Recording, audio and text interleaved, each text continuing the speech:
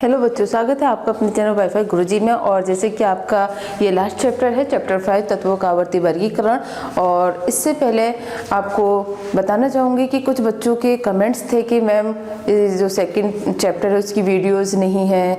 तो ऐसा है बच्चों कि टेलीग्राम पर हमारा लिंक है और जो कि आपको डिस्क्रिप्शन बॉक्स में मिल जाएगा, क्योंकि उसमें मेरे खुद के लिखे हुए नोट्स हैं और साथ के साथ में वीडियोज़ के भी लिंक है, जिनमें मैं इंपॉर्टेंट क्वेश्चंस करके भी डालती हूँ और आप उन्हें अच्छे से वहाँ से लिख सकते हैं और तैयारी कर सकते हैं, जिससे कि आप अच्छे नंबर ले आएंगे। और साथ के साथ में मुझे एक कंप्लेंट भी, आप लोगों से शिकायत भी है कि आप लोग वीडियो को पूरा नहीं देखते हैं। आप वीडियो को पूरा देखिए, उसे समझिए और समझने के बाद आप क्वेश्चन करिएगा आपको कहाँ क्या समझ में नहीं आया है। तो अब चलिए बात करते हैं आज के टॉपिक की, कि आज का जो टॉपिक है ये पी ब्लॉक तत्व है। इससे पहले वीडियो में बच्चों आपको बताए थे हमने एस ब्लॉक तत्व, कि एस ब्लॉक तत्व को हम शॉर्ट ट्रिक से कैसे याद करेंगे, और साथ के साथ में ये भी बताया था कि एस ब्लॉक तत्व उन्हें क्यों कहा जाता है। इंपॉर्टेंट टॉपिक है ये, केवल आपके हाई स्कूल से ही जुड़ा हुआ नहीं है, ये आपके 11th 12th यहाँ तक कि अगर आप ग्रेजुएशन भी करेंगे उसमें भी पूछे जाते हैं, क्योंकि केमिस्ट्री आधी इसी पे ही बेस्ड है और ये आपको याद होने बहुत ही ज़्यादा जरूरी है। तो देखिएगा इनकी शॉर्ट ट्रिक क्या है, किस तरीके से हम इन्हें याद कर सकते हैं। देखिएगा इसमें सबसे पहले हमने लिया है पी ब्लॉक तत्व। पी ब्लॉक तत्व में आपके आते हैं 3rd है, 4th है, 5th, 6th, 7th और 8th, जिसे हम शून्य ग्रुप भी कहते हैं। तो इन ग्रुप को हमने पी ब्लॉक में रखा है। पी ब्लॉक क्यों रखा है? क्योंकि इनका जो आउटरमोस्ट शेल में जो है उसमें जो इलेक्ट्रॉन सेंटर करते हैं वो पी ब्लॉक में करते हैं। ब्लॉक आपको ये पता होगी, एस पी डी एफ, ये होते हैं शेल, सब शेल जिसे हम कहते हैं। इनमें हमारे इलेक्ट्रॉन सेंटर करते हैं। ये आपको पहली वीडियो में बताया था कि एस में आपके मैक्सिमम 2 इलेक्ट्रॉन, पी में आपके 6, डी में 10 और एफ में 14 इतने इलेक्ट्रॉन्स रह सकते हैं। इन्हीं का इसमें आवर्ती वर्गीकरण होता है। अब देखिएगा इसमें जैसे कि आपका ये पी ब्लॉक में ये आता है 3rd ए ग्रुप। तो 3rd ए ग्रुप में आप इसको शॉर्ट ट्रिक में कैसे याद करेंगे? यहाँ है VALGAINTL, तो इसे हम याद करेंगे बैंगन, आलू, गाजर, इन थैला।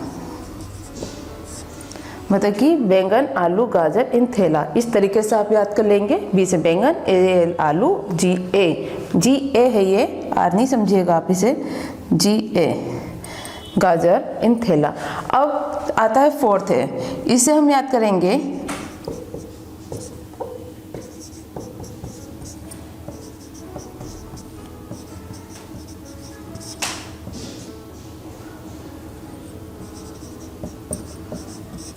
काशी जी संत पधारे। मतलब कि काशी जी, सी से आपके आगे का, शी मतलब कि SIGGESN संत, PV पधारे, काशी जी संत पधारे। इस तरीके से ये आपको तत्व, या इस तरीके से आपको ये याद हो जाएगा। अब देखिएगा आता है 5th।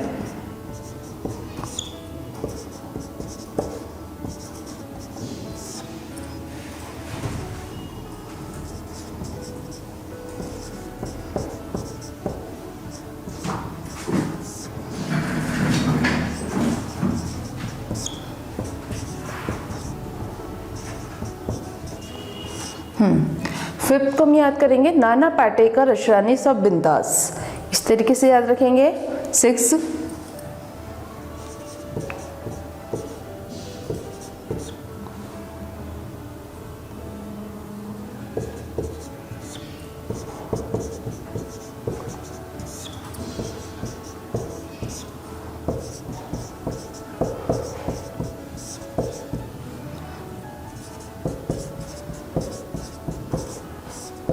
ओल्ड स्टाइल से टीपोगे पिटोगे। ठीक, अब इससे हम याद करेंगे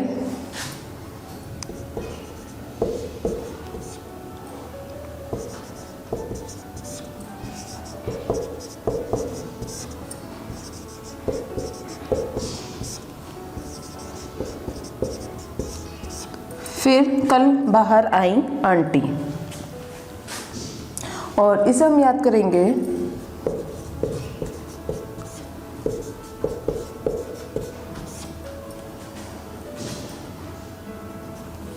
हीना, नीना और करीना।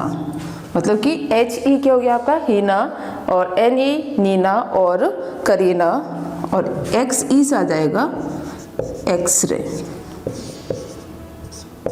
ठीक, इस तरीके से आप पूरा P ब्लॉक याद कर लेंगे कि जो थर्ड ए ग्रुप है इसमें आपका आ गया B से बैंगन, A आलू, गाजर, इन थैला। बैंगन, आलू, गाजर, इन थैला, मतलब बैंगन, आलू, गाजर क्या है, थैले में है। दूसरा क्या है गया आपका फोर्थ है, इसमें आप याद करेंगे काशी जी, काशी जी संत पधारे, मतलब कि काशी जो है उन संत का नाम है काशी जी संत पधारे। तो का से क्या गया, कार्बन, सिलिकॉन, इस तरीके से आप इनके याद कर लेंगे। फिर फिफ्थ आपका आता है नाना पाटेकर, असरानी, सब बिंदास। ठीक, नाइट्रोजन, नाना पाटेकर, असरानी, सब। नाना पाटेकर, असरानी सभी को याद है। ठीक है, सब कैसे हैं, बिंदास हैं। उनके कैरेक्टर से भी आपको पता चलता है कि वो बिंदास ही हैं। ठीक, अब आपका आता है, ये आपका 6 है। 6 में क्या है, ओल्ड स्टाइल से टिपोगे पिटोगे, मतलब कि ओल्ड स्टाइल से टिपोगे तो स्वाभाविक सी बात है कि पिटोगे ही हैं। तो फिर अब आता है आपका ये 7th है, इसका आता है फिर कल बाहर आई आंटी, मतलब फिर F, कल Cl, ब्रोमीन, बाहर आई आंटी। ये आता है आपका शून्य ग्रुप भी इसको कहते हैं, ये आपका शून्य भी कहलाता है। तो इसमें आते हैं हीलियम जो है आपका हाइड्रोजन में आता है, हाइड्रोजन के साथ। तो हीना, नीना और करीना, ये समझिएगा कि करीना की 2 बहनें और आ गई करिश्मा के अलावा। ठीक, हीना, नीना और करीना, एक्सरे। तो इस तरीके से आप इनको याद करेंगे, शॉर्ट ट्रिक से याद करेंगे और बहुत अच्छे से आपको ये याद हो जाएगा। अब इसे शून्य ग्रुप क्यों कहा गया है, ये बात और आप समझ लीजिएगा। शून्य ग्रुप बच्चों इसलिए कहा गया है क्योंकि इसका जो आउटरमोस्ट शेल है वो आपका कंप्लीटली फिल रहता है, मतलब बाह्य कोश जो है वो पूरी तरीके से भरा हुआ रहता है। जैसे कि अगर हम इसका इलेक्ट्रॉनिक विन्यास बनाएंगे तो क्या आएगा 1s2। अगर हम इसका देखें तो क्या है 2 और 8, मतलब ये है कि अगर बाह्य कोश में आपके कहना चाहिए 2 8 8, ये 8 ये 8 ये 2, जैसे कि आपको बताया था कि आउटरमोस्ट शेल में 6 इलेक्ट्रॉन 10 और 14 इस तरीके से इलेक्ट्रॉन आपके रहते हैं।